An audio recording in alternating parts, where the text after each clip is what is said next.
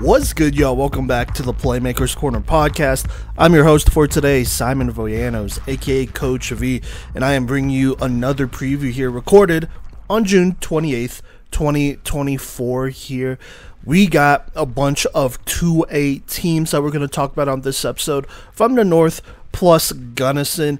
Have a couple teams moving up and down, like Resurrection Christian. They're moving down from 3A to 2A, and then Gunnison is moving up from 1A to 2A, and then the rest of these teams have been on this 2A level for a minute. Super familiar with all of them here, so I'm really excited to talk about them. But, you know, on these previews, in case you're new to them and you haven't been listening to our other previews, which, by the way, check them out. I believe 2 other episodes have come out before. We talk about the previous season back in 2023, graduating seniors or departures, that's players, coaches, key players, as well as predicting the records and giving them a window of wins. We look at each of their schedule with the information we know and from the information we know about their opponents, and then we predict that. And so that's how these previews go. We're going to talk about every single 11-man football team before the season starts, so make sure you tune into more season previews just like this one here. No media in the state provides the coverage as vast as we do, at least in terms of the preseason and off-season, and honestly, arguably the regular season. We'll be covering girls high school flag football as well. We've done it before, but this will be the first official year, so definitely looking forward to that. But without further ado, let's go ahead and hop into this episode. And let's start by talking about Resurrection Christian here. Last season, I had them going 4-3. They did have an incomplete schedule, and once more going into this season, they have an incomplete schedule. I don't think their schedule was ever really finalized until like the last couple weeks before the season starts, which is always interesting, but it is what it is.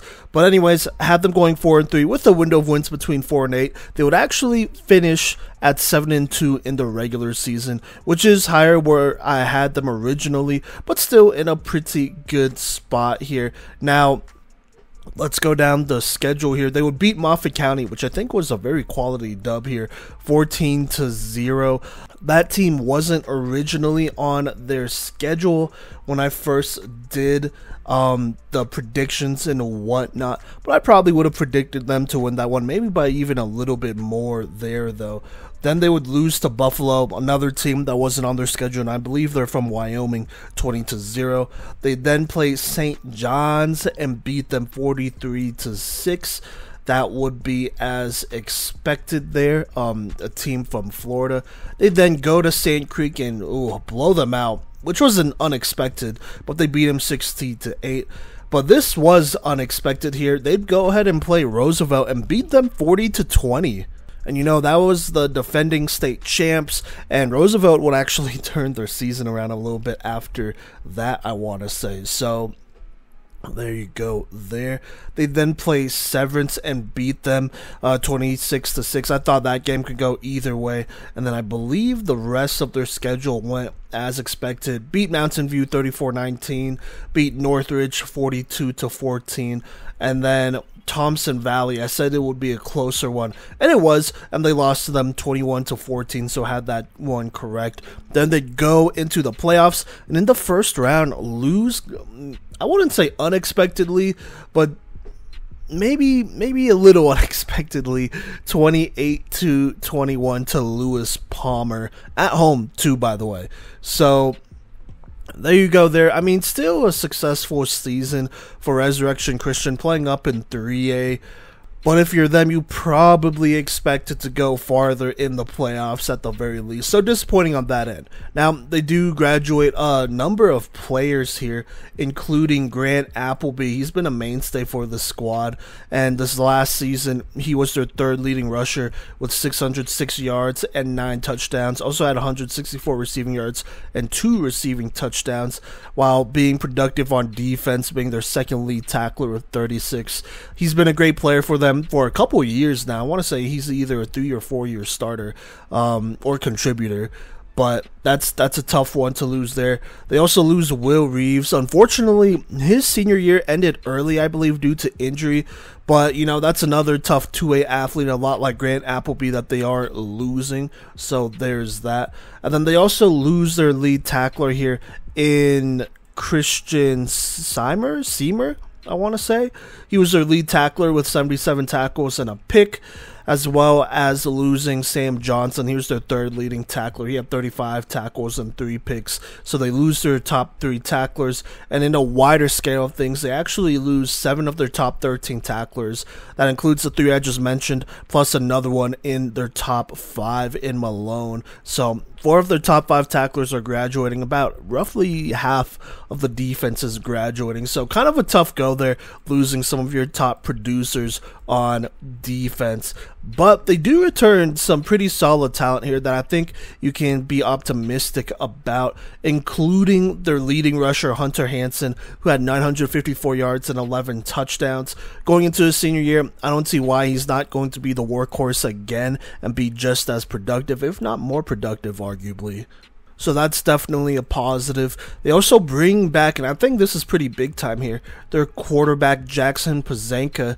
He will be an incoming junior, and last year was his first year starting, where he passed for 408 yards, threw 5 touchdowns to 6 picks. I mean, it's not a pass-heavy offense by any means, but he rushed for 925 yards and 10 touchdowns.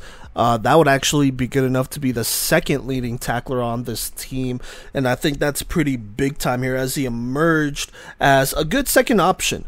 You know, and while not passing it a lot or at a very efficient rate, he's a threat on the ground, beating teams like Roosevelt and not beating Thompson Valley, but being competitive with Thompson Valley with 100-plus yard performances against those 2 tough defenses. And then on defense, he also played safety and had 10 tackles and led in interceptions with 3, or co-led in interceptions with 3. And so he's a good athlete to be bringing back. If he could run for that production against the likes of a Roosevelt or Thompson Valley, who do have good run defenses, you know, I think you should definitely feel good about that if you're Rez Christian here.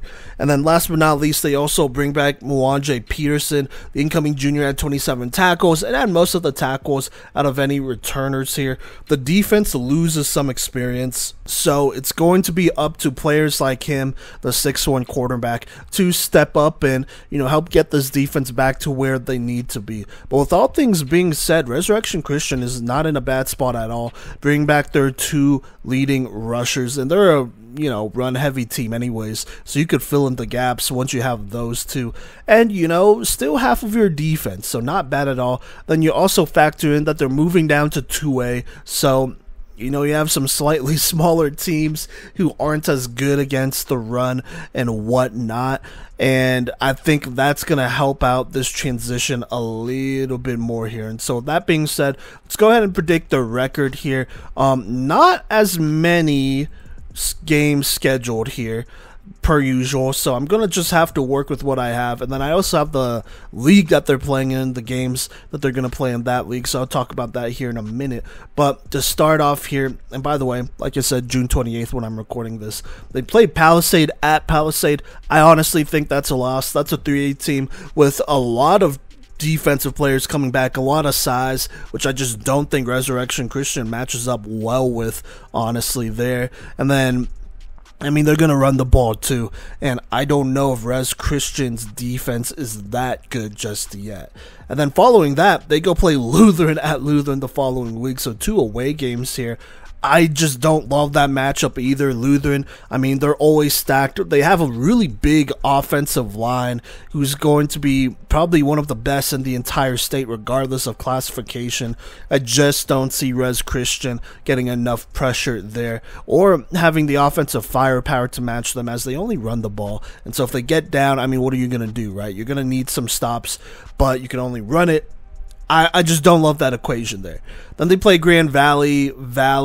Those are both wins, I'm pretty sure. I feel really good about where Res Christian is, and so at least against those teams. And so I think that those should both be wins there. So that sits them at 2-2.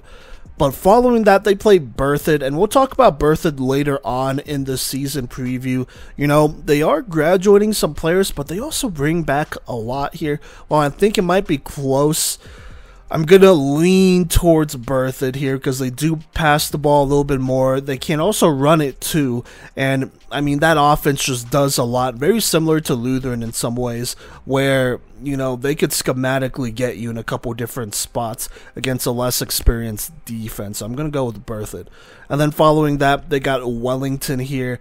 Wellington, I think, is going to be much more improved. Made the playoffs for the first time last season. You know, they run the ball extremely well. Very similar to Resurrection Christian in a lot of ways, but Wellington is a bigger team.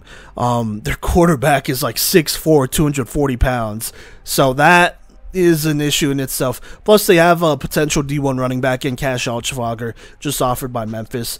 I don't love that matchup for Resurrection Christian there against a defense that may not be returning as much chemistry. So I'm going to have to go with Wellington there. Now, I have a couple other teams here that they're going to play in league but aren't scheduled yet. Eden, I think this is going to be a close game, but I really like Connor Daving, what they've done with him. I think size-wise, they match up really well. Honestly, it could go either way, but I think this is a game that both teams need to win, and so I'm going to lean towards Eden in this one.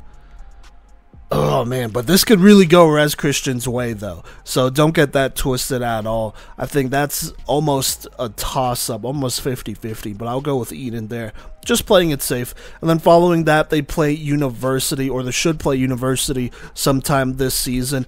I think they have more experience than them. University, though, they do have Reverend Dawson and a couple other pieces. I just don't love the inexperience that they have. University, that is. And I don't think that matches up well with Res Christian. So I'm going to give this one to Res here. And so, with all that being said, based on the schedule I have as of June 28th, I have them going 3-5. That is 8 games there. They'll probably add 2 more. And so I think realistically their window of wins is anywhere between 3 and 6. I think they should be a playoff team, but I'm concerned about the defense, who even last year showed some signs of struggling, like allowing 28 to a Lewis Palmer squad that only runs the triple option. And then now they're going to play teams like Palisade, you know, Berthoud, Wellington, that also all run the ball, but are significantly bigger than Lewis Palmer. So that is definitely a red flag. They do move back to 2A, and this year there are some teams with some really good rushing attacks over there, you know, arguably better than 3A. They rely on those rushing attacks a little bit more. And so the defense needs to prove me wrong in order for me to be a believer in them. Even then, offensively, they got to figure out how to replace 600 to 1,000 rushing yards. They should. They're Res Christian. They've done it before, but it's still a question mark for sure there, though. Now, there's a couple games here that I do think they can win.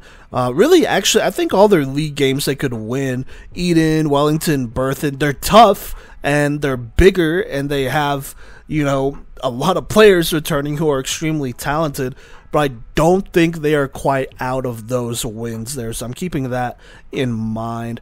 They should probably schedule 2 more games. That would probably get them to 500 to 5 wins there, most likely, I would say.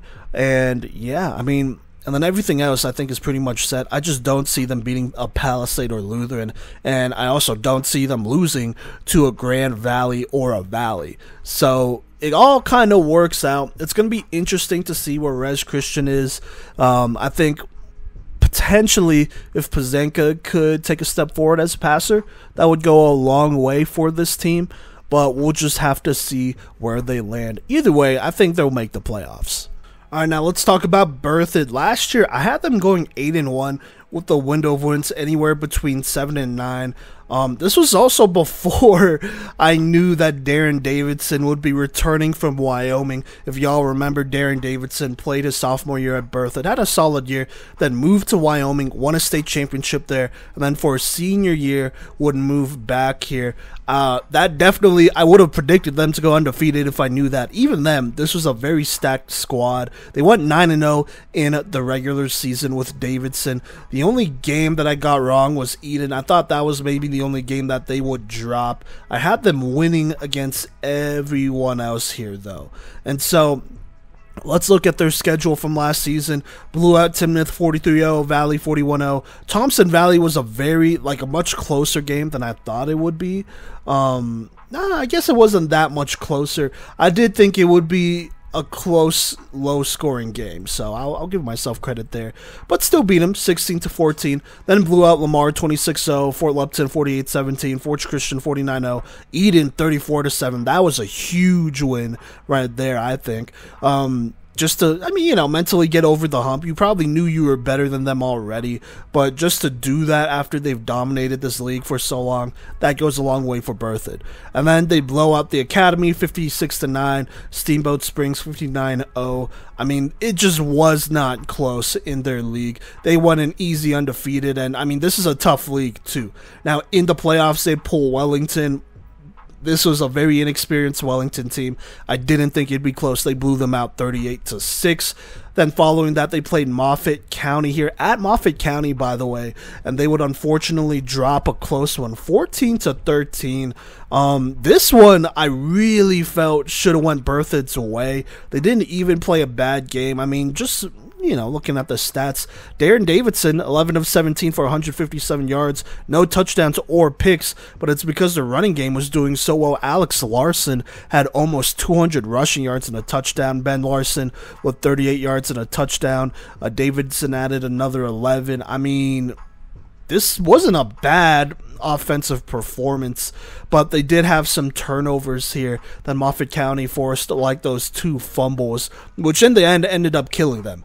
And, this was a 1-point loss, a tough one, to a tough Moffat County team who, you gotta give them credit. If you're gonna play them close, the chances of Moffat County winning goes all the way up. And they just upsetted Elizabeth, I believe, the week before. So a tough go for Berthoud. I really felt like this was a team that could have went to state and won it all, and they just came up short. 2A was tough this year, honestly. So it is what it is. Let's talk about some of the players that are graduating, as they do lose a lot of production here. Starting with Davidson, their quarterback. Like I said, returned from Wyoming, and he put on a show this season, passing for 1,190 yards, 16 touchdowns, no interceptions, while rushing for 289 yards and 7 touchdowns. He was an extremely efficient quarterback that should have Berthoud over the top, but unfortunately, they just couldn't get it done. They also graduate Alex Larson, an all-PMC running back on the 2A level, who rushed for 1,590 yards and 20 touchdowns, being an absolute workhorse for them. He rushed for over 100 yards in every game except for one last season. And like I said, even against Moffat County in his final game, rushed for 193 yards and a touchdown there. So that's just a tough workhorse to lose. He's been a stud for them. In addition, they lose some great defensive players like Aiden McGrath, the 6'3", 225-pound inside linebacker, racked up 122 tackles and 5.5 tackles for loss. Going crazy like I thought he would. There wasn't no surprises there. He was absolutely big time for that Berthoud squad. They also lose Joey Finnegan. He was their second leading tackler and sack leader. He had 115 tackles and 6 sacks. Big time energy guy off the edge there, and so that's a tough loss for them. They then lose another inside linebacker in Ben Larson, the 6', 220-pound fullback and linebacker, actually. He also rushed for 318 yards and 4 touchdowns on only 37 carries, which is kind of crazy, while being one of their top tacklers with 60. And then back, I guess, to the offensive side of the ball / defensive side. He played both ways. They lose Donovan Mann, their 6'6", 265-pound defensive and offensive lineman. He was an all Playmakers Corner, all PMC tackle for us, while also contributing 47 tackles. So that's some tough size to lose. But, they lose about half their defense, 7 of the top 13 tacklers, 3 of their top 5 tacklers, and the majority of their front 7. That's a tough blow to this team. That's also losing their backfield as well. So, albeit tough for Berthoud, they do return some solid players, including Skylar Stryker here. in the year that Davidson went to Wyoming, Stryker started his sophomore year, and he passed for 735 yards, 6 touchdowns, 8 interceptions, while rushing for 3 touchdowns as well. He should be the starter again now as a senior, and hopefully can be closer to Davidson's efficiency than his own sophomore efficiency. Either way, Berthoud isn't in a bad spot with him at quarterback, and I mean, you just gotta think about it. He got varsity experience. He played 2 years ago as a sophomore, did a solid job, right? Got to develop. He also got to sit behind Derek Davidson, got to watch how he operated the offense, played, got to learn from him a little bit more, which I think goes a really long way. And Davidson played that position extremely well in that system. And so for Stryker to take back over, I think that's going to be really good for him. I also looked at some of the film at the time he did get his junior year, because they did play in a lot of blowouts, and he looked good. Has a good arm. You know, I think he could run this system very similarly. Maybe not as big a rushing threat that Davidson was, but I think as far as arm talent goes, you know, they're in a similar spot. And I think if you're Berthoud, you feel good about that. And I feel like their window of winning and championship potential is still open because of the development they got with Stryker here in his sophomore and junior year. So we'll see what happens moving forward. They also returned their second leading rusher in Cole Bielek. I believe he'll be a senior this year. He had 472 yards and 3 touchdowns and should be key to this offense moving forward. Against Thompson Valley, he had 121 rushing yards and only 10 carries, by the way. And that's a team that went deep in the 3A playoffs and had a good defense, especially front seven. So for him to go for a 121 against them, that's big time. And I think he is more than capable of being a potential offensive playmaker of the year candidate for us. I think he's going to take on that workload from Larson and put on some similar numbers, if not maybe even a little bit better. So there you go there. Speaking of offensive weapons, you have another one here in Weston Petrowski, I want to say, or Petrowski, excuse me if I'm saying that wrong, but he will be an incoming senior this year. Last year, the 6'3", 185-pound receiver was their lead guy with 365 receiving yards and 5 touchdowns on only 26 receptions. In 2A, I'm just going to be honest, there are not many receivers like him. Despite losing Davidson, he will be catching passes from Stryker again. They had a connection their sophomore years, and so at the very least, you know, he improves from his 185-ish yard, 3-touchdown mark from 2 years ago when he had Stryker at quarterback. And so moving forward, I think he's going to be a mismatch for a lot of teams on the opposing ends, on those opposing defenses there. I mean, 6'3", 185 pounds. He's a true wideout one for them. But they also bring back their second leading receiver, who will be an incoming senior, in Jaden Michaelis here. He had 317 receiving yards and 4 touchdowns on only 11 receptions. So that means he averaged 30 yards a catch. He could do a lot after the catch and could potentially be another mismatch there. If he sees one-on-one, that's going to be an issue for a lot of teams. And honestly, even if you get the ball in his hands, he's a good slot receiver. Someone that does a lot with the ball in his hands, can make some people miss, get those tough yards after the catch. While, you know, Piotrowski over there, he's a jump ball guy, big possession receiver who could get you chunk plays. That's a good balance to have, along with a running back who could catch out the backfield as well. And then defensively, I mean, he had 5 interceptions on defense, which is insane. He was their second interception leader and had 43 tackles with a whopping 18 pass deflections at cornerback. So he's a speedster who's going to be an important two-way player for them over there, and that's a big one to bring back. And then in addition, they bring back Cade Anderson. He was their third receiver with 15 receptions, 187 yards and 3 touchdowns. I mean, your top 3 receivers are coming back. You got to feel good about that if you're Stryker. You have thrown to all 3 of these guys before too, I want to say. So there's chemistry there for sure. And then last but not least, on the defensive side of the ball, I want to talk about Jace Newbill, the 6'3" incoming junior safety, had 47 tackles and led the team in interceptions with 6 interceptions, including a crazy 4-interception performance against Lamar.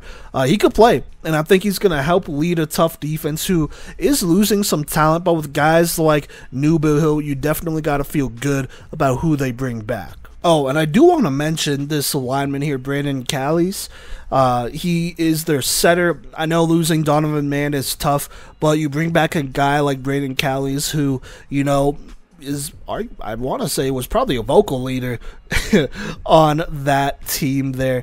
And he's also a bigger body to have over there as well. So you got to feel good about having him back at center for your squad. So there you go there. That's Berthoud. They bring back a lot of players. Let's go ahead and get to the predictions here. Starting, and by the way, I think their schedule is a little incomplete as it's June 28th, and so we're just going to do the best we can. But they start the season with Thompson Valley. I think playing that Thompson Valley right away, who doesn't have a Riley Suarez, you know, they're still going to be tough up front. Defensively, they're going to be very good. But I like Berthoud. They beat him, you know, in a close one last year. I think they could do it again this year. I just feel like they have more offensive chemistry than them. So I think that's a dub. Then they play Moffat County. Moffat County is losing a lot more than Thompson Valley. This is a playoff game you should have won. I think they win it right here. Following that, Weld Central is up next. That's a dub. Coronado, they're a 4A team, but a really bad one at that. I feel like Berthoud is just more put together than Coronado as of right now. So I think that's a dub over them. Then they play Wellington. I think that's a loss here. This defense is going to be tested here. I think a big part of why they're able to blow them out last year in the playoffs is because their front seven was just simply better. I mean, their linebackers were better. They had just more disciplined defensive players. And Wellington, I mean, they're not going to throw the ball, so you kind of know what they're doing. They got really predictable there, and they beat him.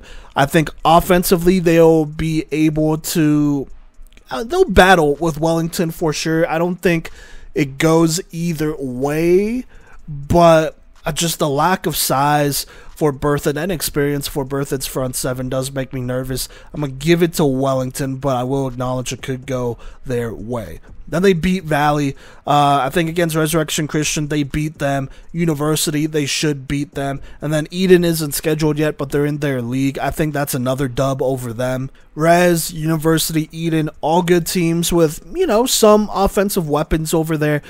But I just think if it really comes down to it, Berthoud could outshoot all of them. Potentially. I really like the potential of Striker here. And I just think if it comes down to a shootout, that's one that Berthoud could win. They could beat you in a lot of different ways. So right now, I have Berthoud going 8-1 with the window of wins anywhere between 6 and 10. I'm really high on them. I think Striker looked good as a backup last year, sitting and watching Davidson, and I think that should benefit him. It also really helps that they return his whole receiving core, Bielek, and their starting center. That's as complete as you can get. You probably want your left tackle back, but even then, I mean, you could still throw the ball and get the ball out quickly, so you don't have to block for that long. Then on defense, they do lose a dominant front seven, but they do have a super productive secondary who does well against passing defenses and could contribute in the running game. And so I think they can build around an extremely talented secondary. So altogether, this Berthoud team should make the playoffs. And honestly, I view them as a contender. I don't see any reason why they're not a contender unless this offense just isn't who I think they are. So there you go there. That's Berthoud. I'm really excited to watch them this season. All right, now up next we have the Academy. And last season, I was wrong. I predicted them going 5-4. With the window of wins between 2 and 5, I really felt like that they could be competitive. And they just weren't. They weren't at all. They went 0-9, not winning a single game, having an extremely disappointing season. I mean, their closest game was at the beginning against Timnath, 25-22, but I still feel like that was a game they probably should have won there. And then their next closest game was a 32-20 loss to Steamboat Springs. And then everything else was blowouts. They did not play a close game at all. After that, I mean, lost 41-7 to Elizabeth, 30-7 to Devlin, which I thought was going to be a close game. Delta, I mean, I saw that one coming, lost to them 48-0. Forge Christian, I thought that was a winnable game, lost to them 56-21. Fort Lupton, a 40-20 loss. Berthoud, a 56-9 loss. Even Eden, a 34-12 loss. It was just not a good season. And I thought they'd be better. But I guess, I mean, and this isn't that crazy of a take, but I think Isaiah Elliott, being the type of player who he was, really raised the stakes there. And on top of that, I think it is fair to say, I want to say they had a new coach in Matt Martz, and I mean, man, this was just a very poor showing. I'm not going to lie, just a poor showing. And on top of that, they do graduate some good ball players like Sean Smith. He was their most explosive athlete, rushed for 328 yards, 2 touchdowns, was their lead receiver with 34 receptions, 577 yards, and 6 touchdowns. Also had 14 tackles and 3 interceptions on defense, but honestly, just a waste of a senior year. Put up some good numbers, and he's a talented playmaker, but I hate how they couldn't win a game for him over there, so that's tough. They also lose Zach Vorkal. He made most of his contributions on defense with 28 tackles. Ben Marilat, he was their second leading receiver with 23 receptions, 208 yards, and 3 touchdowns. Also co-led in interceptions with Sean Smith, by the way, with 3. And altogether, I mean, they're losing 6 of their top 13 tacklers, but 3 of their top 5 tacklers, so definitely some leadership being lost there. As far as key players go, Jace Farmer, he's going to be an incoming senior quarterback. Struggled at times last season. Passed, though, for 1,201 yards, 10 touchdowns to 8 picks. But he loses his best receiver and his second leading receiver. So it's really just solely up to him to kind of figure it out on offense for Academy to get back to their winning ways. And I don't know if that's a realistic expectation for him even then. So we'll see what happens. They also bring back Aiden Smith. He is the returner with the most tackles from last year with 81. They bring back safety Andres Mendoza. He was a solid safety for them. He had 61 tackles and 1 pick for them last season. And so, you know, I think the strength of this team probably lies in their defense. Offensively, I'm extremely worried about what they had. Yes, Jace Farmer had a solid year last season, but that's with a Sean Smith, who I thought was incredible, as well as a Ben Marilat as well. So it's just really hard to see the Academy improving much. But let's go ahead and predict the records. I have them losing to Forge Christian. They should beat Alameda. I'd be really surprised if they didn't. Then they play Strasburg, who is losing some players, but I'm just going to be honest. And I mean, Strasburg is like moving up to, I want to say, to 2A, So I'm just going to be just super honest here. This Strasburg team has a good culture of consistency. I like their coaching staff a lot over there. I think they find a way to win that one. Strasburg, that is. So that's a loss for the Academy. Then they play Skyview. They got some players over there for sure. I want to say this is a dub. And I think I'm going to, but it could go either way. Sterling, I think they lose. Fort Lupton, I think they lose. Weld Central, I think they lose. All have way more offensive weapons than the Academy at this point. Arvada's a dub. They lose Trevor Lucero. And so, I mean, they still have Jariah Ariano over there, which is still, I don't know. He could take over the game, and it could be tough. But it is a game at the end of the season. This defense should be as good as it can be by that point. So I'll give them the dub there, but it's a very tentative. And then they play Brush, who I don't think they're going to beat. So right now, I have them going 3-6 with a window of wins anywhere between, I would say 1-4. I was going to say 2-4. But I think they're going to go 3-6 with a window of wins between 1-4. Look, they're a smaller team, like size-wise and roster-wise. And I felt like they really benefited from having Sean Smith be a star last season. And even then, they went 0-9. Luckily, they play some teams like Alameda, Skyview, and possibly in Arvada, who, you know, I think they match up well with. I think those are teams that all struggle as well. That's kind of where they're at. I just, even then, though, like, I don't know if they beat a Skyview or Arvada, if that's necessarily guaranteed. And so just right now, I mean, this coaching staff, they're going to have to show a little bit more than they did last year. And then this team in general is going to have to show a little bit more. I have them going 3-6. I'd be surprised if they made the playoffs, plain and simple. All right, now up next, we're going to talk about University. At the time I did the predictions last year, they only had 7 games scheduled. So I had them going 5-2 with a window of wins between 5 and 9. And in the regular season, went 7-2, which isn't far off from where I predicted. So let me just go down the schedule here. So they would lose to Delta 28-14. I thought that was to be expected. But then they would beat Eden 20-6 in kind of a closer one. I knew it would be a closer one. I originally have this one as a loss, but as a winnable game. And so that's a big dub for them, honestly. And then following that, they would go play Elizabeth and lose to them 20-13 here. I was at that game, and that was a pretty good one. But I don't think the score necessarily reflects how much Elizabeth was dominating in this game. So there you go, but not a bad loss on paper. Then they would go ahead, beat Highland 42-15, Timoth 35-7, Weld Central 56-27. There, Arvada 39-0. They would beat Brush 30-15, Sterling 30-14. And then that would end the regular season there. So a pretty good regular season. In the playoffs, blew out Florence 40-15, and then went on to go play Rifle there, and played them pretty close. Only lost 35-28. So not a bad way to go at all. That's a tough one to lose. Rifle would go on and go to state where they would lose to Delta, but still go to state. And so I think that does say a lot about this university team who, has been competitive, has made the runs, but unfortunately once more has come up short.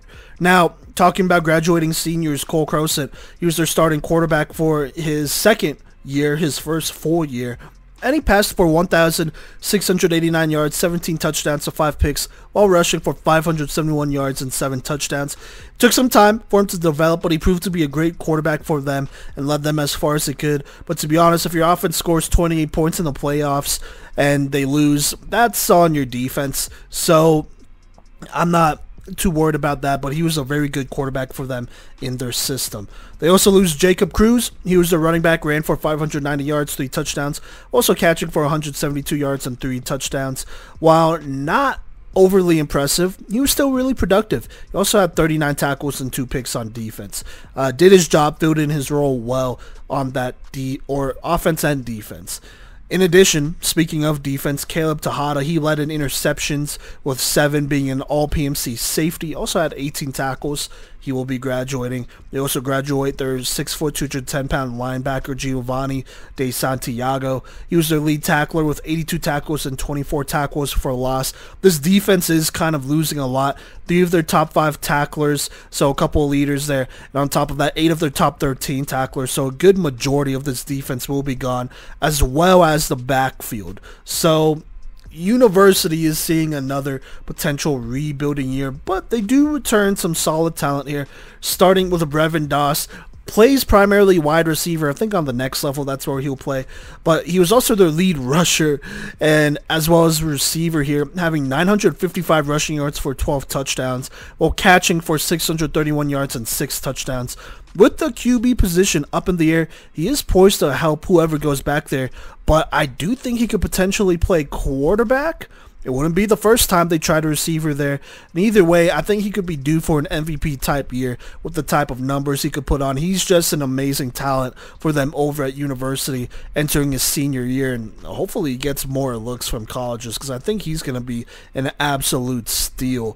But there you go there. That's Brevin Doss, who I think is going to raise the talent level of this University team that's losing a lot. They also bring back Will Corby, who's a reliable second receiver, caught 18 receptions for 419 yards and 5 touchdowns. If Doss moves to quarterback, then Corby could certainly hold down that wideout 1 spot. I don't think that would be that crazy to predict. I think he's very capable of doing that. He would be a wideout 1 on a lot of teams on the 2A level, and so I think he could definitely live with that. Either way, he's a playmaker coming back, so that's important. They also bring back Andrew Schuler, their center/nose guard, who had 27 tackles and 5 tackles for loss last season on defense. They bring back Gage Schminke. He recorded the most tackles out of any of the recorders with 49 tackles and 19 tackles for loss. Titan Bentley will also be coming back. The incoming seniors right up there with 41 tackles and 4 tackles for loss. And then they also have Carson Rash, who, moved from quarterback to defensive end. He's a bigger body at 6'4", 185, probably closer to 200 at this point. Can he potentially start at quarterback and be a good stopgap for them? Maybe. We'll have to see. Either way, he'll also be returning on defense, and that'll be big time. And so we'll see what happens with University here. But either way, they have Brevin Doss. They have a good other couple players around him as well. I think this is going to be a solid team. And so let's talk about their schedule. Like I said, it's incomplete, so we'll just do the best we can here and also add in their league games if they haven't. But they play Banning Lewis Academy, a team moving up from 1A to 2A. That team just hired a new head coach like literally a week ago. And they're also losing a lot of talent from last year, so I think they beat them. Then they play Devlin here away. I feel like that's a game that might get into a shootout, and I trust Devlin to come out on top if that does happen, but yeah, we'll see. The defense would really have to step up for University. Then they play Rifle. They should beat him. Wellington, I think that's a loss. With them losing so many players on defense, that's an offense with a lot of firepower, just running the ball. They don't even really pass it like that. I think that's a tough team to beat there. Plus, defensively, they're a little bit bigger to stop the run as well. Then they play Valley, who they should beat. Berthoud, I think, unfortunately, is a loss right there. They have a lot of firepower. I don't know how they're going to guard all that with the defensive players that they lost. I think that's just a tough game there. And then we have a couple other games that they'll be playing. Eden, I think that's a dub. They should beat them again. Res Christian, I think that's probably a loss. That's a team that's returning some good playmakers on offense. Like I said, just talked about them earlier on in this episode. They're going to run the ball well against a University defense. Depending if they play them at the end of the season, I'd feel better about them beating them. If it's closer to the beginning, I don't know about that. So we'll just have to see. But I'm just going to go play it safe and count it as a loss. So right now, I have them going 4-4 with a window of wins of 3-6. Look, they're a tough team to gauge because I think they can have a sneaky good season. Brevin Doss might be the best player in all of 2A, but he benefited a lot from Crowson and Cruz taking on some of that workload. Whether Doss plays quarterback, running back, receiver, they're going to need to rely on inexperienced players around him to step up in addition to what they already have. There are some really tough teams in this league too, so we'll just have to see how many wins they get there. But, it's possible Doss has an excellent season and this team goes over 500, exceeds expectations and make the playoffs. But it is a lot to ask out of one player on a football team. So we'll just have to see. It's going to be an interesting season for University. All right, now up next, we're going to talk about Brush. Another schedule that was incomplete when I predicted them. But I had them going 4-2 with a window of wins between 3 and 6. And, they fell within my window of wins in the regular season. Went 6-3, which is pretty good there.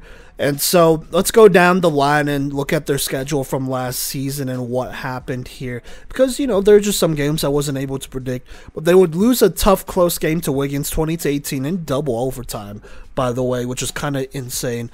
That's I don't know if I would have been able to even predict that. But then they go to Fort Morgan, beat them in a close one, 20-17. That's a good confidence win. As well as blow out Yuma 28-0. So you kind of just add on there. Then they would go play Rifle here, and man, this was a close 28-14 loss. But then they bounced back, beat Arvado 41-13, Sterling by literally the exact same score, 41-13, Weld Central 30-6. They would lose to University in what looked like to be kind of a closer one. I said they would lose to them anyways, and so they lost to them 30-15, and then beat Timnath 44-17 and made the playoffs. In the first round, they would go to Rifle and play them again the second time that year and lose a tough one to them, 21-14. So, a tough game. a tough game to lose, but a solid season for this Brush team. Most of the games I was able to predict correctly here, so was happy about that. But this Brush team, they do have a lot of potential moving forward. Let's talk about it. First let's talk about the seniors who are graduating, starting with Tanner Ludgate. He was their second leading rusher with 546 yards and 4 touchdowns. He also contributed 62 tackles and 5 tackles for loss on defense. They lose their lead receiver, which, I mean, they're a run-first offense, so it's not saying a lot. But they lose Hunter Proctor, who had 13 receptions for 215 yards and 2 touchdowns. They lose Cole Curtis. He was a defensive lineman and was a senior with the most tackles, with 74 tackles and 18 tackles for loss. Altogether, defensively, only losing 6 of their top 13 tacklers, but 3 of those were in their top 5. It's kind of tough, but still returning a good amount. This is a good team that has shown to be able to do a lot with a relatively more experienced defense, and I think going into this next year, that's what they have. But talking about some key players, Richie Bruno, as a sophomore, had a breakout season, rushing for 1,382 yards and 13 touchdowns. Also led the team in tackles at linebacker with 93 tackles and 16 tackles for loss. He is Brush's next workhorse and should be looking forward to a great junior year. So really high on Richie Bruno here. In addition, they bring back Eric Rico, another junior who had a solid sophomore year in a run-heavy offense, passing for 510 yards, 4 touchdowns to 6 picks, but also rushed for 338 yards and 3 touchdowns. I think he could take a solid step forward and be solid for them as a quarterback in a run-first offense, and hopefully help elevate this team a little bit more, taking some of that pressure off of Bruno a bit. They also bring back a senior DB in Percy Odell, I want to say. He made the second most tackles out of any returners with 69, also leading the team with picks with 3. The defense is well coached and isn't losing the majority of that squad, so I think that should help them just not miss a beat, and get back to where they were before. Even better, honestly. They do bring back the majority of that squad, which you got to feel good about. So Brush, they are returning a lot of players. They were a very young team last year with sophomores and Bruno and Rico doing a lot for them. But going into this season, I think they're going to be tough. And so as of right now, it is literally June 28th. They have 2 games scheduled, so I'm going to predict these 2 games and then talk about the rest of their league here. They play Arvada and the Academy both away. I think those are both pretty easy wins there. Now, their league, they're going to have to play Fort Lupton. I think that's a dub. That is a team who, has been a very good producing team in the past, and I think should have a good year this next season as well, at least a solid year. We're going to literally talk about them right after this team, but I like where this defense is at. I like their 2-headed monster of Bruno and Rico. I think that's a dub. Then they play Sterling. That's another team who I think is taking a step forward. Last year, they blew them out. This year, I don't know if it's a blowout, but I'm going to give Brush the edge here. It's going to be a closer one, though, for sure. They got some talent over there. So there you go. And then following that, they're going to have to play Weld Central at one point. I think that's a team they beat pretty comfortably. Honestly, I think they win their league. It's not the toughest league. I think Sterling and Fort Lupton are your biggest threats. But even then, I think Brush should definitely win this league. So right now, in league, I have them going 5-0, which is the only games I know that they're going to play for sure here. But window of wins, I think it's anywhere between 5 to 9. I just don't see them losing to anybody in their league. So there's that. That gives them a good jump. And on top of that, whatever other teams they schedule, I think they have a really good chance at beating. I think Brush could potentially be a dark horse this year. I mean, they have their 2 leading rushers coming back, which is big time. They have a defense that is experienced, and when Brush gets an experienced defense, I think they're just dangerous, plain and simple. And so, although the schedule is incomplete, I think Brush is a playoff team, and they should be a potential contender, maybe at the worst a dark horse going into this next season.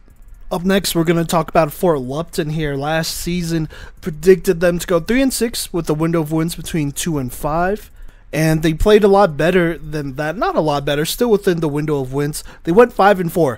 during the regular season, 2 games better. They'd start the season with a dub over Wheat Ridge, 24-22. I expected that one to be a close one, so that one made sense.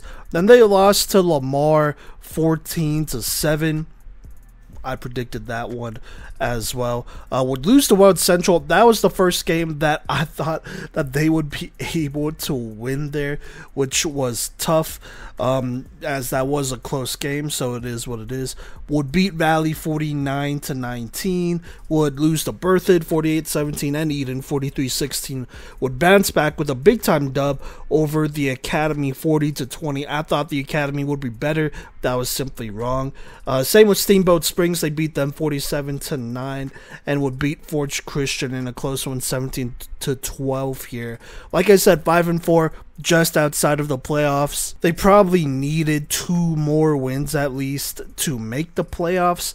And I mean, they lost by 5 to Weld Central and 7 to Lamar. That probably would have put them in. I think so, at least. At least they would have gotten really close. Now, they do graduate just a couple players. One in Caden Taylor, who is their lead rusher, who had 606 yards and 5 touchdowns, while being their lead tackler with 95 tackles and interception leader with 4 picks. Just a great athlete for them. That's a tough loss. They also graduate Anthony Bland Mendenhall. He was their second leading receiver with 338 yards and 6 touchdowns, and only 14 receptions. He also added on 20 tackles on defense. And one of the other seniors that they graduate on the defensive side of the ball was Lane Brock. He had 55 tackles, 10 tackles for loss. Altogether, losing 5 of their top 13 tacklers, but only 4 of their top 10 tacklers are graduating there. So it's honestly not that bad, and they return a lot of players. Let's start with the offensive side of the ball. They return Royce Guerrero. He will be their starting quarterback. Last year had a solid year, throwing for 1,176 yards, 10 touchdowns to 15 interceptions, but also rushed for another 841 rushing yards and 10 touchdowns. He was their lead rusher last season. Caden Taylor, my bad, was their lead rusher as a senior, leading senior rusher, that is. So there you go there. I think it's worth noting that the quarterback before him, his predecessor, had very similar stats his junior year, so he could be due for a big-time senior year going into this next season. They also bring back Christopher Galicia. I want to say he was their third leading rusher with 429 rushing yards and 2 touchdowns on only 75 carries. Expect him to take over running back duties and be a reliable rusher for them, contributing there, and as well as contributing on defense, where he had 55 tackles. They also bring back Jesse Soretto. He was just barely their leading receiver, at least in yards, with 22 receptions for 364 yards and 2 touchdowns. Another year with Guerrero, I think, will result in a step forward. Also had the most tackles out of any returner with 64.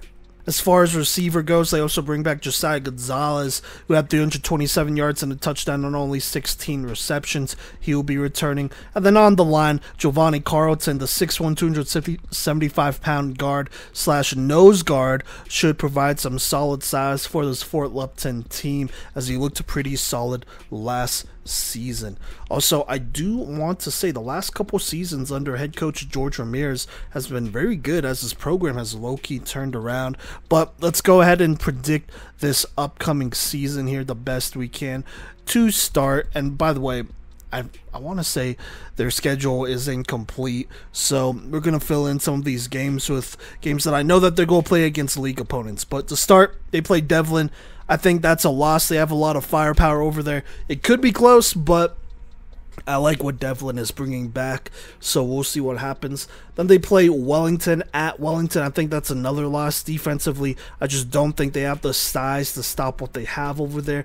But then they play Valley and Coleridge, as well as the Academy and Arvada. I think those are 4 pretty much guaranteed dubs there at this point. So there you go there. Now, they have 3 other league games that they got to play. They're going to have to play Brush. That's a tough defense.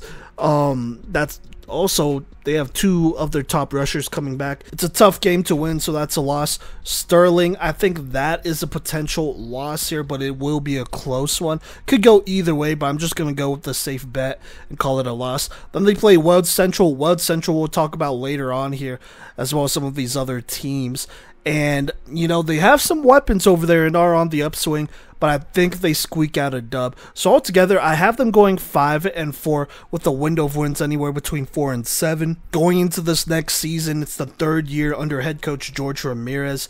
I think he's overachieved with the squad these last couple years, and he could have a similar season as 2 years ago where they made a solid run. And this is all assuming that Royce Guerrero at quarterback takes a step forward and takes care of the football. I think Fort Lupton could potentially sneak into the playoffs with their strength of schedule. There are a couple games that are a little bit iffy, like the Weld Central game, but I do think they will have at least 4 wins. Valley Courage, the Academy Arvada, those are all teams that they should beat at the very least. And so from there, then they really only need to win 2 more games. If they could get over 500, I believe that they make the playoffs here. So we'll just have to see what happens in this one. But, you know, Fort Lupton, they have a good squad. I like head coach George Ramirez. They have some solid players over there, and they get a lot out of those players. So going into 2024, it should be an exciting fall. All right, now up next is Sterling, and they proved me wrong last season, which I absolutely love. I called them a program that was falling off and a team that, you know, just may not reach where they were years ago when they were having a lot more success in football. And I had them going 0-9 with a 0-3 record. Instead, they went 4-5, exceeding expectations and showing signs of life, which is what matters here. But let's just go down their schedule. I had them losing to Yuma, which they did 22-8, but they responded with a big-time dub over Bennett 28-8. That was a game that I thought they would lose, but then they would lose to Wellington and Kent Denver as expected, 36-14, 48-0 respectively. They would then bounce back with a huge dub over Weld Central, 48-22, and you know, that was against a team led by Marcelo Rossi just a couple years ago, who went off for 150 yards and 4 touchdowns on them as a sophomore. And so I felt like that was a big-time dub to really get them going, especially against a team that blew them out the year before. They would lose to Brush as expected, 41-13, but would end with a winning streak that I would not expect here. 28-10 over Timnath, 35-21 over Arvada, and then lose to University, who I expected them to lose to, 30-14, but still not bad. When you look at this roster here, which we're going to do in a sec, they got some players. Now, as far as graduating seniors go, there are only a few seniors. Gage Parker was one of them. He was their lead receiver with 610 receiving yards and 6 touchdowns on 32 receptions. Those are 28 tackles on defense. They also lose Manuel Renataria here, I want to say. Excuse me if I'm saying that wrong. But he had the most tackles out of any senior with 49 tackles. And altogether, I mean, they're only losing 4 of their top 13 tacklers. Only 2 of them were top 10 tacklers. So they do return the vast majority of this team here. And so let's talk about the team that they return. Let's start with Hunter Diamond, who had a breakout game against Weld Central in my opinion. But let's talk about his season as a junior. He will be a senior this next season.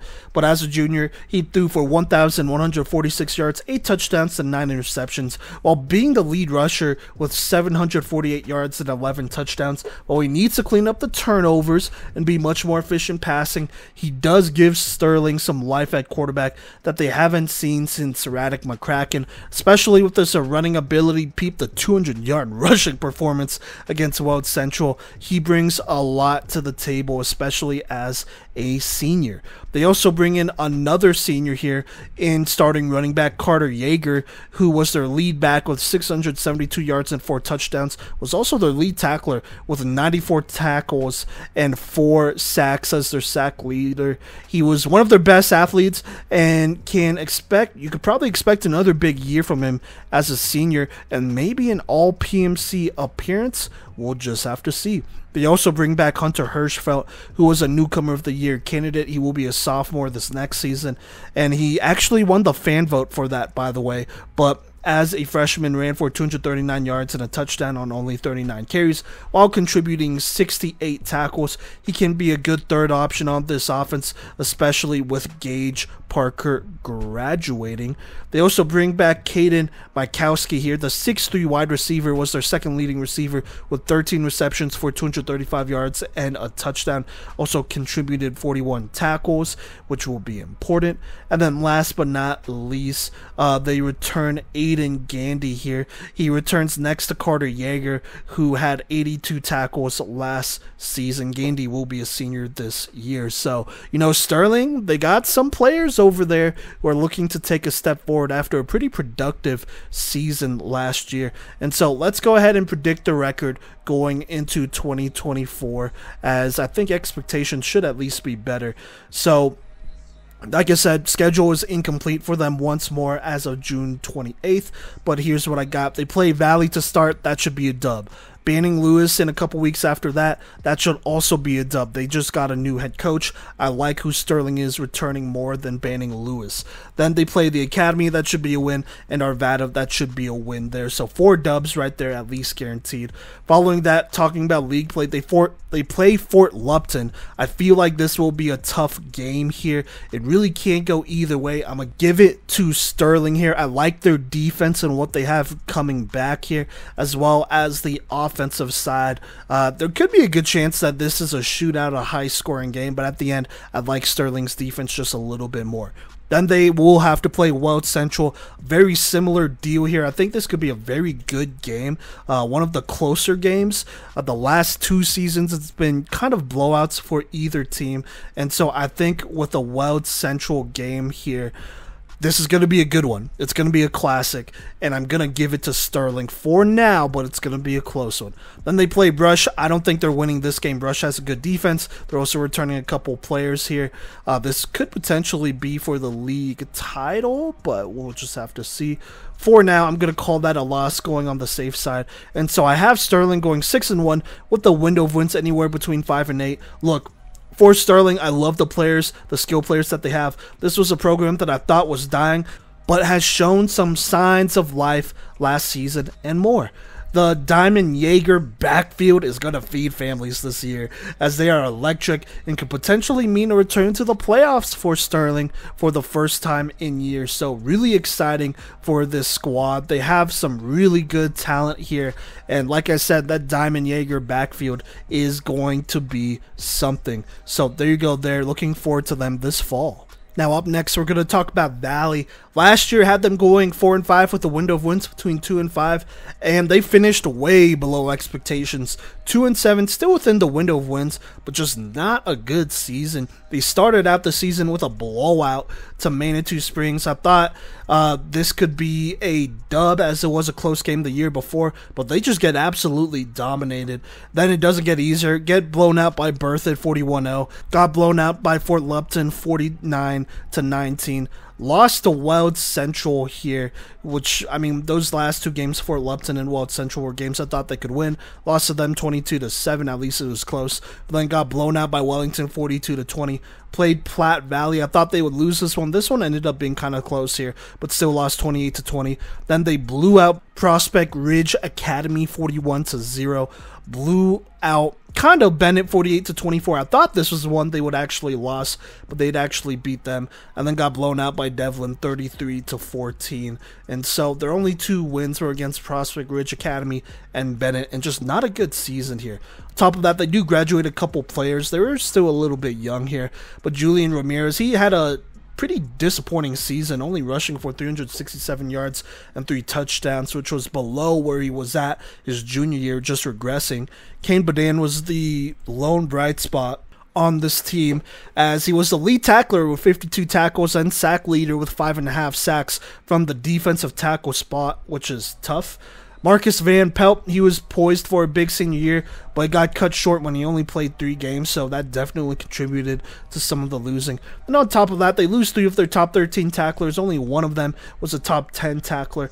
and it does appear that they graduate 3 of their bigger linemen up front and on defense, so it's just a tough go. Now, as far as key players go, Carson Adolph, their now incoming senior quarterback, did better, passing for 781 yards, 6 touchdowns and 9 picks, while being the lead rusher with 661 rushing yards and 9 rushing touchdowns. He's going to be relied on heavily as they lose a lot of players around him. Austin Moyer will be coming back. He's one of the few receivers returning. He had 24 receptions for 280 yards, 1 touchdown, also being a top 10 tackler with 42 tackles. They also graduate Noah Sarchett. He was one of the other receivers with 10 receptions for 207 yards and a touchdown, while being a top tackler with 31 tackles. Now, I'm just going to be honest, going into this 2024 season, it is not looking good based on what happened in 2023. I'm just going to be honest. I have them going 0-9 with the window of wins between 0 and 2. They play Sterling, Weld Central, Fort Lupton, Manitou Springs, Res Christian, Berthoud, University, Eden, Wellington. This is an extremely difficult schedule. You have a number of teams, I think all of these teams, except for probably Manitou and Weld Central here, could probably push for a playoff spot. But even then, those 2 are borderline playoff teams. This is a brutal schedule where they face up to 5 playoff teams and 4 teams who are fringe playoff teams. After last year's disappointment, I just really struggle to see how they can move on and be better than last season. If they get 2 wins, I feel like that would be an accomplishment in itself. But it's a very uphill battle. We'll just have to see with Valley moving forward. Now, let's go ahead and talk about Weld Central. Last season, predicted them to go 3-6 with a window of wins between 1 and 5. It was a pretty wide range, but I felt like they had a lot of potential. And, you know, they went 4-5, falling within the window of wins. Looking at their season back in 2023, I had them losing to Bennett, but that was one they actually won, 51-28 here. You know, Bennett lost a bit, and I would have to say Weld Central had to take a step forward to put 51 on Bennett, so that's definitely impressive. They would then lose to Platte Valley 22-13 in a close one. That was expected, but still a closer game though, which I think you have to be happy about. They beat Fort Lupton in a tough one here, 28-23. That was one I thought they would lose, but they won a close one there, so you gotta feel good. They would also beat Valley 22-7. They would then lose to Sterling 48-22. I originally had them beating Sterling, so this is definitely a little bit of a surprise, but it looks like the game kind of just got away from them. Then they'd lose to University 56-27, Brush 30-6. They would beat Timnath, which was expected 12-7 there, before losing to Arvada 33-18 in the last week of the regular season.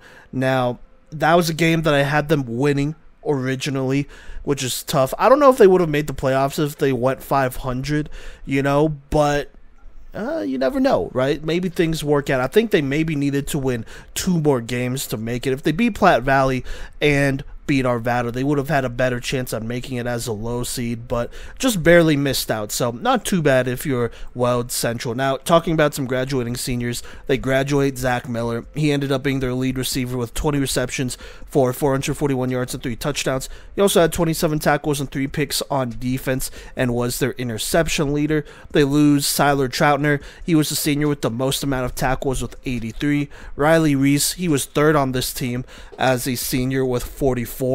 But altogether, only losing 6 of their top 13 tacklers. I will say this, on max preps, their max preps is a little interesting. There are some players just not given a class, so I'm just going to assume they were seniors and move on. So 6 out of 13 isn't too bad there, and mostly on the defensive side of the ball. Now, talking about key players, they return a big one here for his senior year, and that is their running back Marcelo Rossi, who had a breakout season, I would say, rushing for 1,125 yards and 11 touchdowns, also having 191 receiving yards to go with that, and 25 tackles on defense. He's an important part of this team. This team doesn't get going if he's not going, plain and simple. They also bring back their quarterback for his senior year, Jace Cornelius. In his first year, he threw for 883 yards, 7 touchdowns, 7 picks, while adding on another 789 rushing yards and 7 touchdowns. He will be a key part of Weld Central's success,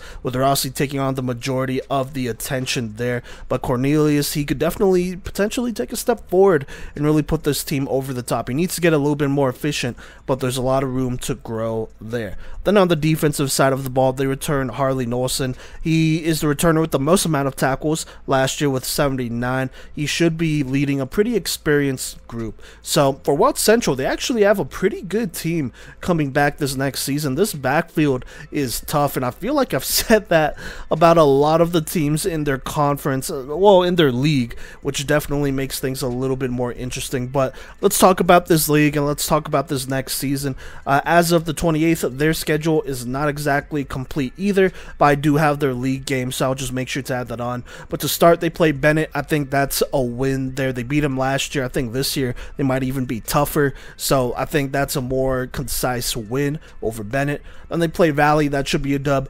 Berthoud will be a tough one to win. They return a lot of offensive firepower. I don't know if this defense could stand up to them like that, so I'm going to call it a loss. Then they play Elizabeth. Elizabeth is losing a lot of their core, and it is at Elizabeth, which is the other thing to throw in there too. But I do like what Weld Central has. I like this Rossi Cornelius combo here, and so I'm going to call this a dub for Weld Central here. Now, it could go either way. That's a very well-coached team. They have a good little culture over there, which I really love. But I think right now this year, I got to go with Weld Central here. Then they play Arvada. That should definitely be a dub. No Trevor Lucero, who is an all-PMC quarterback. They still have Ariano over there, but I think there are definitely questions without a quarterback. And then the last game listed on their schedule as of right now is the Academy, and that should definitely be another dub. Now, they have 3 other games that they're going to play here in Brush, who has a tough defense. I don't think they beat him. I think Brush probably wins this league, actually. So, there you go. In case you haven't noticed and put together the pieces, I think Brush wins this league, which should be a tough one. So there it is. Fort Lupton, that's a tough one as well. I like their quarterback a little bit more here. That really can go either way, but I'm going to call it a loss. And then Sterling, that should be another, I think it should be a closer one this year. I don't think it's a blowout either way. I think this year they definitely take each other more seriously, and it doesn't get away from them, and it's a lot more of a tighter game. But I'm going to go with Sterling, as I do like the speed that they have over there. But really, Weld Central and Sterling are built very similarly, as are a lot of teams in this league. So there you go. But altogether, I have Weld Central going 5-4 based off of this current schedule, with a window of wins anywhere between 4 and 7. Look, they should have one of their best season in years with Rossi and Cornelius leading the backfield. Their defense definitely worries me a little bit. It's not because of all the graduates, but just of the quality of that defense. If that defense can take a step forward while the offense stays somewhat the same to last year, hopefully more productive, then I think they can win upwards of 7 games and contend for a playoff spot. I think if they win 6 games, they make the playoffs for sure here. We'll just have to see, but it should be a big-time year for Weld Central. This season should arguably be the most excited that Weld Central fans should be in a long while, I would say. Alright, now the last 2A team we're going to talk about, not in the north, but out west here, and that is Gunnison. They will be moving up to 2A, which is really exciting. But last year I predicted their record to be 7-2 with the window of wins of 5 to 8 there on that 1A level, and they actually went 8-1, finishing 1 game better than expected in the regular season, but still within the window of wins. Now, let me just go down the line and talk about this schedule here. To start, they beat Del Norte 49-0, Aspen 35-20. Those two aren't surprising. But then they play Alamosa. I did think this was a game they would lose because of all they were bringing back, but they actually grinded this one out and won 23-14. That's a big-time dub there. They then beat Monte Vista 48-14 before playing Buena Vista, which I thought this one would be a dub for Gunnison because Buena Vista was losing their quarterback, Hayden Camp, and Jacob Phelps. I felt like that would be tough for them to overcome, but they actually lost this one in a shocking one, 17-6 here. Still like a close game, But like I said, I really felt like they should have won that game. That would be their only regular season loss, though, as they would go on and blow out Coal Ridge 40-0, Cedar Ridge 38-14. Meeker in a surprising one. This was another one I thought that could be close and go either way, but they just blew them out 30-6 as they were rolling by this point. And Meeker is a team that has some pretty significant size up there, so that's a good dub there. And then they go beat North Fork here 35-21. They would then make the playoffs where they would beat Yuma 28-14 and then host Strasburg for a playoff game where they kind of got smacked here and shocked, losing 56-14 to a Strasburg team who would end up going to state, but still a huge margin of victory by Strasburg. And this is against a Gunnison team that is pretty good at, keeping these scores low for the most part and competitive. So an interesting, probably outlier playoff game there. But, let's talk about some of their graduating seniors and just their players in general. But I do got to shout out Gunnison because for the first time in the 3 years that we've done previews, they have posted their stats. So I'm super excited to talk about this team. It really gives a lot of insight, especially because they are way out there and we can't make... It's really hard to make a game, especially with all of us having full-time jobs. So shout out to them. But graduating seniors, they graduate Hunter Vincent. He was their lead receiver with 249 receiving yards and 8 touchdowns on only 15 receptions, while being their third leading rusher with 286 yards and 1 rushing touchdown. On defense, he contributed 26 tackles. That's a lot of versatility there that'll definitely be missed. They also graduate Royce Ulrich, who had a heck of a senior year, rushing for 568 yards and 11 touchdowns as their second leading rusher, while leading in tackles with 52 tackles. He has been somebody that they have relied on for a solid minute now, and so that's definitely going to be tough to replace both leadership-wise and production-wise for sure. So there you go there. They graduate Mason Williams as well. It looked like he got a lot of snaps at quarterback where he passed for 221 yards and 4 touchdowns in only 7 games, while rushing for 51 yards and 1 touchdowns. While the stats aren't great, he was the most efficient option out there at quarterback, as they did rotate a couple different quarterbacks in there. And then altogether, they graduate only 5 of their top 13 tacklers, which is not a lot at all. They return a lot of this team. And so let's talk about that team that they return, starting with their star here, incoming senior running back Graydon Buchanan. He was their lead rusher with 1,047 yards, 12 touchdowns. Also had 36 tackles, which was the most out of any returner on this defense. He's going to be the workhorse for this team, and they will have to figure out how to build around him. But, just looking at the film, he's such a good player. Good speed, solid power. He's going to be an exciting one to look out for moving forward. They also bring back Terra Marquez, I want to say. He was third in tackles with 31 tackles in 7 games for the 6'2 defensive end. This defense is going to have to do more if they want to continue to win. Speaking of that defense, they also bring back Kellen Yoder, the 6'2, 220-pound defensive end, had 31 tackles in only 6 games. If healthy, he can have another big year leading a strong Gunnison defense. And then at quarterback, they bring back Jacob Reiser, an incoming senior, who threw for 104 yards and 3 touchdowns in only 103 yards, 3 touchdowns, also rushed for 48 yards and 3 touchdowns in only 7 games, at least listed here. I think he will most likely be the next QB for them, and he will have to take a step forward to replace some of the production lost. But just looking at his film, it looks really good. And there are some throws he makes, and I'm like, okay, there's something there. And so if they could get some good receivers going around him, then they could really be cooking. It could unlock a new level and a whole different dimension to this offense that has always been run heavy, though. But you could definitely throw the ball, and I think that's going to go a long way for Gunnison.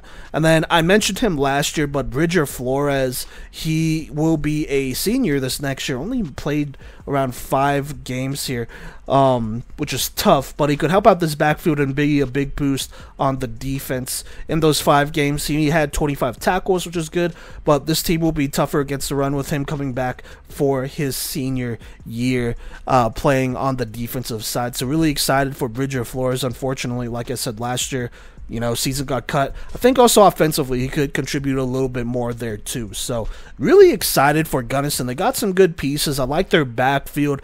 Defensively, they have always been pretty disciplined and tough. Really can't complain about that. And it does help that they run the ball well, so they control the pace of this game. But, now they move up to 2A. Let's talk about some of the games they have scheduled as of the 28th and talk about their league as well. To start off, though, they play Eagle Valley. That should be a dub there. Eagle Valley, they're a team that's getting better, but I just like what Gunnison is bringing back. Then they play North Fork. North Fork will be losing a good number of people. Actually did their preview here. I haven't recorded it yet, but that will come out here soon in the next week or two, so make sure you check that out when it comes out here. But I think Gunnison's just tougher than them. That's a dub. Then they play Alamosa here. I went back and forth on this one. I mean, this was a team they beat 23-14, but they do return Woodward. And I do think without a Royce Ulrich, who had a lot to do with the production on that offensive side of the ball, they could struggle a little bit. Now, it is an October game, so they have time to figure it out. But it is in Alamosa. I just don't know. I think this could go either way here. I like the quarterback for Alamosa, but, I think Gunnison just needs a little bit more firepower to beat them again. Wouldn't be surprised if they did, but I just need to see for myself. Then the last two games listed on here is Bayfield and Salida, and both of those are dubs, if not blowout dubs at the very least. Now, let's talk about some of the other teams in their league here, like Montezuma Cortez. They return Tay Wheat, but I still like Gunnison over there. They also play Pagosa Springs, who I feel like relied a lot on Gavin Lindahl. Now that he's graduated, I really feel like Gunnison could beat them, so there you go there. But based on all of that, I have Gunnison going 6-1 based on that schedule, with a window of wins anywhere between 6 to 9. Look, Gunnison has a star on their hands with Buchanan and a potential star at quarterback in Reiser if they can use him correctly. Now, this Gunnison team may be moving up to 2A, but they're a tough squad, who I think is going to make some noise in their league alone. I really don't think there's a game they lose, except for maybe Alamosa, but even then, that should be a close one, like I said. And we'll just have to see. And so at the very minimum, I think they win at least 6 games. There are 6 wins on the schedule that they should win for sure here. And so we'll see who else they schedule here, but I think Gunnison probably makes the playoffs. I mean, if they win their league, they make the playoffs, and I think they'll have a good chance at doing that. So we'll see what happens for Gunnison, but I am excited about their move up to 2A. Alright, but that'll do it for this episode here. So, reviewed a good number of teams. Let me give the stats. So, out of all the teams that I predicted records for last season here on this episode, 7 of those teams were predicted within their window of wins. So, the number I gave that they should probably fall in between, 7 of those teams got in there. One of those teams' records I predicted exactly right. That was Brush. And then I had 2 teams I was wrong about, pretty much in completely different directions. Sterling, who I underestimated, and then the Academy, who unfortunately I grossly overestimated. But with that being said, a good majority here predicted right. Like I said, never perfect with these predictions, but trying to do my best to get an accurate picture. And I think I got a good feel for a lot of these teams here. And 2A should be really fun. There are some really good teams here. I feel like throughout this preview, I kept saying I love their backfield. They return a solid defense. And I mean, I definitely mean it. These teams, a lot of them are very similar to each other, and I think a lot of them are playoff teams. Now, you can't take all of them, so we'll just have to see who gets left out to dry or who underperforms, but I do think it will be close this season between all these squads. So there you go there. But with that being said, make sure you show some love on all our social medias at Playmakers Corner and TikTok, where we'll be posting highlights and stuff when we can. We will be posting previews pretty much all the way to the start of the football season, Monday, Wednesday, Friday, so make sure you check those out when you can. But until then, I will catch you later.